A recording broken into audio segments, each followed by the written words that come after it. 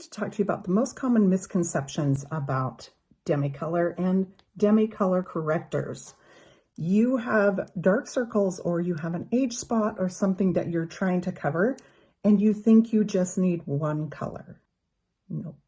It's not going to work that way, because what happens is most of our age spots or our under eyes are going to be multiple colors. And it's not just about the color that it is. More importantly, is about the color that's around it. So you're trying to take away excess color of one area so that now it matches everything around it. You will likely need two brushes. These are my two favorite, the Spot and the Bright brush. The bigger one takes can take a larger area. But if you have a small spot you are trying to work on and you take a brush with the product that's too large for that area, it's going to make that area look worse.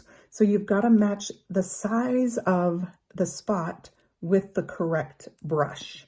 Using just the smallest amount, just on the area of excess color, is going to make a huge difference for you in your success with Demi Color correctors. Now, anytime you layer Demi with the 3D cream makeup, you are likely just going to be diluting this.